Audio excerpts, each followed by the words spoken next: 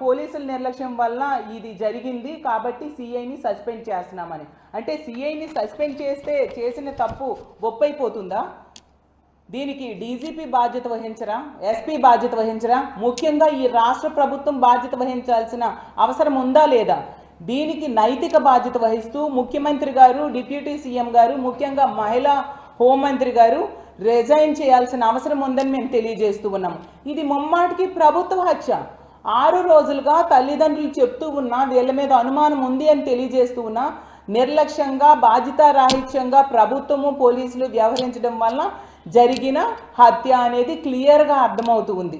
మరి వీళ్ళందరూ బాధ్యత వహించాల్సిన అవసరం ఉందా లేదా? అంత దారుణంగా ఈరోజు ఈ రాష్ట్రంలో మహిళల భద్రత ఉండిన పరిస్థితి. అదే ఉమ్మడి అనంతపురం జిల్లా, ఇప్పుడు సత్యసాయి జిల్లాలో తీసుకుంటే రాప్తాడు నియోజకవర్గంలో ఎంత దారుణం! 14 సంవత్సరాల బాలికని 14 మంది టీడీపీ కార్యకర్తలు 6 నెలలుగా వీడియోలు తీస్తూ అత్యాచారం చేశారంటే అసలు మనము ఒక ప్రజాస్వామ్య దేశంలో ఉన్నామా? అసలు ఇక్కడ అంబేద్కర్ గారి రాజ్యాంగం అమలవుతుందా లేదా? ప్రజలకి కనీస హక్కులు ఉన్నాయా లేదా డౌట్ వచ్చే పరిస్థితి. ఈరోజు ఈ రాష్ట్రంలో ముఖ్యంగా మహిళలకి రక్షణ అనే హక్కుని కల్పించట్లేదు ఈ ఆంధ్రప్రదేశ్ రాష్ట్రంలో కూటమి ప్రభుత్వం. ఎంత దారుణంగా అంటే ఈ 14 మంది కూడా టీడీపీ కార్యకర్తలు. ఆ టీడీపీ కార్యకర్తల్ని నిన్నటి వరకు కూడా కనీసం అరెస్ట్ చేయలేదు. నిన్న మా పార్టీ నాయకులు వచ్చి అక్కడ ఆందోళన చేస్తే అప్పుడు కొద్ది మందిని అరెస్ట్ చేయడం జరిగింది. ఏంటిది? ఎంత దారుణమైన పరిస్థితుల! ఎన్ని సంఘటనలు! ఇలాంటి ఘోరమైన సంఘటనలు వినని రోజు లేదు. ఎంత దారుణంగా మహిళల రక్షణ వీళ్ళు గాలి కొదిలేయడం ఎంతవరకు సమంజసం? దాంతో మహిళల్లో తీవ్రమైన వ్యతిరేకత ఈ ప్రభుత్వం మీద వచ్చింది. కాబట్టి మేము చేసిన ఈ రోజు కార్యక్రమానికి విపరీతమైన స్పందన ప్రభుత్వం నుంచి రావడం, ప్రజల నుంచి ముఖ్యంగా మహిళల నుంచి వచ్చి అది ఎంతగానో విజయవంతమైన విషయం మన అందరము చూసాము. అలాగే తీసుకుంటే ఎంతసేపు కూడా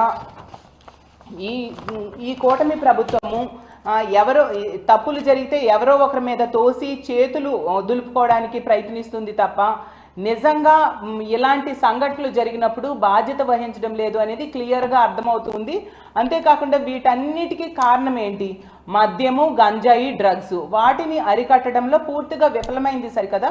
ఈరోజు కూటమి అధికారంలోకి వచ్చాక మద్యం కానీ, గంజాయి కానీ, డ్రగ్స్ కానీ డోర్ డెలివరీ అవుతుండే పరిస్థితి. ఈరోజు మద్యము అంటే మద్యం కోసం బెల్ షాప్స్ అయితే 60-70 వేల బెల్ షాప్స్ ఈరోజు ఈ ఆంధ్రప్రదేశ్ రాష్ట్రంలో ఉన్నాయి. అలాగే గంజాయి విచ్చలవిడిగా దొరుకుతూ ఉండే పరిస్థితి.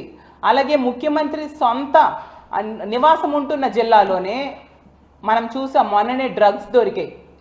ఎంత దారుణమైన పరిస్థితులు ఉన్నాయి. వీటన్నిటిని అరికట్టకపోతే ఈ అఘాయిత్యాలు ఎప్పుడు అరికట్టడం జరుగుతుంది? గతంలో చూస్తే జగన్మోహన్ రెడ్డి గారి పాలనలో మహిళల రక్షణ కోసం ఎంతగానో పెద్దపేట వేసి ఒక దిశ వ్యవస్థను తీసుకొచ్చారు. దిశ పోలీస్ స్టేషన్స్ తీసుకురావడం జరిగింది. అలాగే దిశ యాప్ని తీసుకొచ్చారు. దిశ యాప్ మీద నమ్మకంతో మనం చూసాం 1,30,00,000 మంది మహిళలు దిశ యాప్ని డౌన్లోడ్ చేసుకున్నారంటే ఆ యాప్ మహిళల రక్షణకి ఎంతగా ఉపయోగపడిందో అర్థం చేసుకోవచ్చు. దిశ చట్టం అసెంబ్లీలో తీర్మానం చేసి ఆమోదం తెలిపి కేంద్రం దగ్గరికి పంపితే కేంద్రంలో పెండింగ్లో ఉన్న అందులో ఉన్న అంశాలన్నీ కూడా జగన్మోహన్ రెడ్డి గారు ఎంతో చక్కగా మన ఆంధ్రప్రదేశ్ రాష్ట్రంలో అమలు చేసి మహిళల రక్షణకి పెద్దపీట వేస్తూ రివ్యూలు చేయడం జరిగింది. ఈరోజు తీసుకుంటే కూటమి ప్రభుత్వం వచ్చిన ఈ సంవత్సర కాలంలో కనీసం ఒక్క రివ్యూ అయినా మహిళల రక్షణ కోసం వీళ్ళు చేపట్టారా? అలాగే మహిళల రక్షణ కోసం ఒక్క వ్యవస్థనైనా తీసుకొచ్చారా? ఉన్న దేశ వ్యవస్థని ఈరోజు నిర్వీర్యం చేయడమే కాకుండా ఎంతసేపు హోమ్ మినిస్టర్ గారు ఒక మహిళా హోమ్ మినిస్టర్ అయ్యుండి కూడా ఆడపిల్లల మాన ప్రాణాల రక్షణ గాలి కొదిలేసి ఎంతసేపు కూడా ప్రతిపక్ష పార్టీని జగన్మోహన్ రెడ్డి గారిని దుమ్మెత్తిపోయడం మీదే దృష్టి పెడుతూ ఉండే పరిస్థితి. అంటే ఈ ఆంధ్రప్రదేశ్ రాష్ట్రంలో మహిళలకి బ్రతికే హక్కు లేదా అని అడుగుతున్నాను. అసలు నిజం చెప్పాలంటే ఆడపిల్లల మాన ప్రాణాలంటే ఎంత చులకన వీళ్ళకి. రెడ్ బుక్ రాజ్యాంగం అమలు మీద ఉండే దృష్టి మహిళల మాన ప్రాణాల రక్షణకి ఎందుకు వీళ్ళు పెట్టట్లేదు అని మేము ప్రశ్నిస్తూ ఉన్నాము.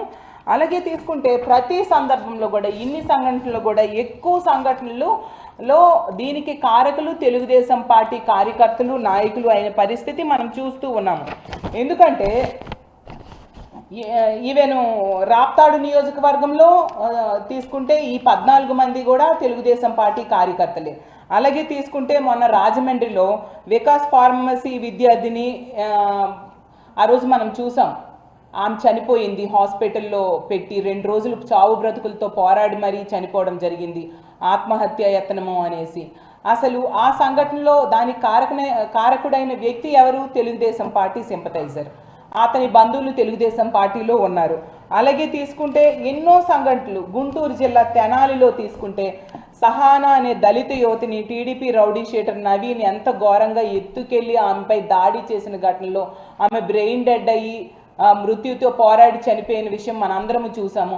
ఆ సంఘటనలో కనీసం ఈ ప్రభుత్వం స్పందించిందా? హోమ్ మినిస్టర్ ఏమైనా ఆ విషయంలో ఆమెకి అండగా నిలబడడం కానీ, మెరుగైన వైద్యం కోసం చర్యలు తీసుకోమని ఆదేశాలు జారీ చేయడం కానీ ఏమీ చేయలేదు. మళ్ళీ జగనన్న వెళ్ళి ఆ అమ్మాయి చనిపోయాక ఆ కుటుంబాన్ని ఓదార్చడం జరిగింది తప్ప ఈ ప్రభుత్వం ఎటువంటి స్పందన లేని పరిస్థితి మనం చూసాము. అలాగే తీసుకుంటే తిరుపతిలో జనసేన లీడర్ కిరణ్ రాయల్ అనే వ్యక్తి లక్ష్మిని ఎలా మోసం చేశాడో ఆమె రోడ్డెక్కి మరీ చెప్పిన పరిస్థితి మనం చూసాం.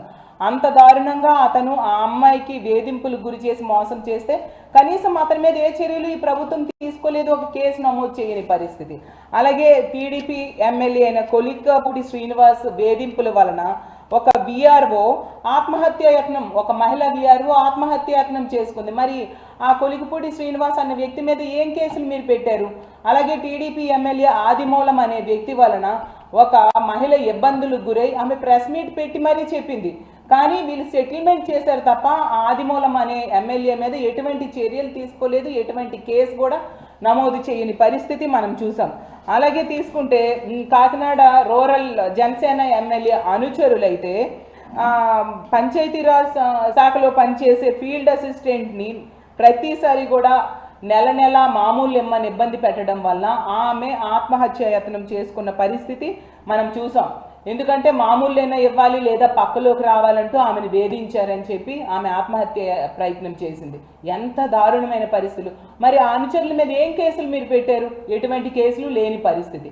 అలాగే ముచ్చుమర్రి సంఘటన చూసాం, ఎంత దారుణంగా ఆ రోజు 9 ఏళ్ల బాలికని గ్యాంగ్ రేప్ చేసి మొక్కలుగా నరికేసి విసిరి పారేశారు. ఇప్పటికి కూడా ఆ డెడ్ బాడీని కనిపెట్టలేదు సరికదా, ఆ కుటుంబానికి ఎటువంటి సహాయము చేయని పరిస్థితి మనం చూసాము. అంతేకాకుండా సాక్షాత్తు హోమ్ మినిస్టర్ గారి నివాసం ఉంటున్న విశాఖపట్నంలో నీరబ్ శర్మ అనే వ్యక్తి అయితే ఒక అమ్మాయి మీద హత్యాయత్నం చేసి పారిపోవడం జరిగింది. అంటే హోమ్ మినిస్టర్ నివాసం ఉన్న ప్రాంతంలో కూడా అమ్మాయిలకి రక్షణ లేకపోతే ఇంకా ఇంతకంటే దారుణం ఇంకేముంటుంది చెప్పండి. అలాగే హోమ్ మినిస్టర్ సొంత జిల్లా అయిన అనకాపల్లి జిల్లాలో ఆమె పక్క నియోజకవర్గమైన యలమంచిల్లో రాంబిల్లిలో తీసుకుంటే ఒక అమ్మాయిని ఆ పేరెంట్స్ కంప్లైంట్ కూడా ఇచ్చారు. సురేష్ అనే వ్యక్తి వలన భయం, ప్రాణహాని ఉంది అని కంప్లైంట్ ఇచ్చినా పోలీసులు ప్రభుత్వము నిర్లక్ష్యంగా వ్యవహరించడంతో ఆ అబ్బాయి కూడా ఆ అమ్మాయి ఇంటికి వెళ్ళి మరీ పేక కోసి చంపేయడం జరిగింది. దీనిలో కూడా ప్రభుత్వ వైఫల్యం అలాగే పోలీసుల నిర్లక్ష్యం క్లియర్గా కనిపిస్తూ ఉండే పరిస్థితి మనం చూస్తూ ఉన్నాము.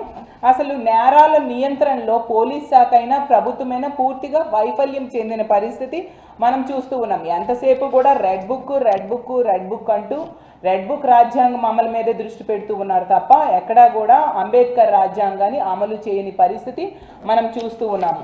కాబట్టి ఈరోజు అంబేద్కర్ గారికి మా పార్టీ మహిళలందరూ కూడా, సాధారణ మహిళలు కూడా పెద్ద ఎత్తున తరలి వచ్చి అంబేద్కర్ గారికి వినతి పత్రం ఇవ్వడం జరిగింది. ఇలాంటి ప్రభుత్వంలో ఉన్న పెద్దల మనసు మార్చి మహిళల రక్షణ కోసం పెద్దపీట వేయాలి. అలాగే రెడ్ బుక్ రాజ్యాంగం అనే దాన్ని పక్కన పెట్టి అంబేద్కర్ రాజ్యాంగం చక్కగా అమలయ్యేట్టుగా ఈ రాష్ట్రంలో అమలయ్యేట్టుగా చేయాలి. అలాంటి బుద్ధిని ఈ ప్రభుత్వ పెద్దలకు పోలీసులకు కలిగించాలని అంబేద్కర్ గారికి విన్నవించుకుంటూ మేము ఈ పెద్ద ఎత్తున నిరసన కార్యక్రమాలు చేపట్టడం జరిగింది. విపరీతమైన స్పందన ప్రజల నుంచి వచ్చింది. ఇలాగే రానున్న రోజుల్లో కూడా ఒకవైపు ఇచ్చిన హామీలు అమలు చేయట్లేదు, ఇంకో వైపు ఏమో తీసుకుంటే మహిళలకి రక్షణ కల్పించట్లేదు. ఈ వైఫల్యాల్ని కప్పిపుచ్చుకోవడానికి డైవర్షన్ పాలిటిక్స్ చేస్తూ అక్రమ అరెస్టులు, అక్రమ కేసులు, ప్రతిపక్ష నాయకుల మీద పెట్టడమే కాకుండా ఐఏఎస్ ఆఫీసర్స్ని అరెస్ట్ చేశారు, ఐపీఎస్ ఆఫీసర్స్ని అరెస్ట్ చేశారు, ఇప్పుడు కొత్తగా జర్నలిస్టులు కూడా అరెస్ట్ చేస్తూ ఉన్నారు. సంబంధం లేని కేసుల్లో ఇరికిస్తూ ఉండే పరిస్థితి. ప్రజలు దీన్ని గమనిస్తూ ఉన్నారు. రానున్న రోజుల్లో ఖచ్చితంగా ఇవే గనుక కొనసాగితే తగిన బుద్ధి చెప్పడానికి ప్రజలు సిద్ధంగా ఉన్నారని తెలియజేసుకుంటూ సెలవు తీసుకుంటున్నారు.